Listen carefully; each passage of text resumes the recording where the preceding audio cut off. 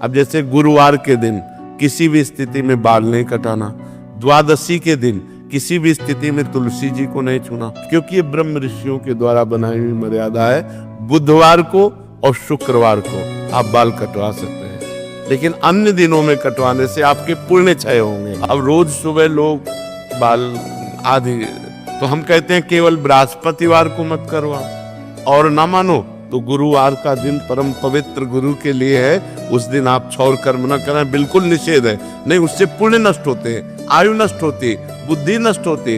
अब अगर आप नहीं मानोगे तो वैसे ही आपके आचरण होते चले जाएंगे, गिरते चले जाओगे।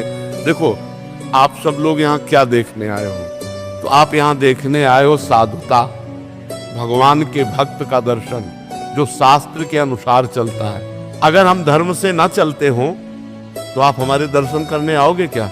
हम भी तो एक मनुष्य हैं, हम भी तो आप जैसे ही हैं। तो आप सोचो, उन्हीं ब्रह्म ऋषियों ने ये मर्यादा रखी। वैसे ही जब हम चलते तो हमारे अंदर तेज, हमारे अंदर शांति, हमारे वचनों का प्रभाव, हमारे दर्शन मात्र से तुम्हें सुख मिलेगा। तो क्या वो आप नहीं बन सकते? तो जो शास्त्रों में लिखा है उस पे हम क्यों नहीं लगाते, उसका हम आचरण करते हैं। जैसे देखो, कहते हैं हम सब एक हैं, हम भी कहते हैं सब एक हैं। अब एक पिता के दो पुत्र हैं, एक बड़ा एक छोटा है। अब छोटा वाला बड़े के पैर छूता है तो देखो कितना अच्छा लगता है। अगर छोटा वाला अकड़ के कर दे कि जिस बाप से तुम पैदा उसी बाप से हम पैदा हैं, क्या कमी जो हम तुम्हारे पैर छुए, वो दंडता कही जाएगी कि नहीं कही जाएगी? और जब भैया कह के पैर छूता है तो हाथ।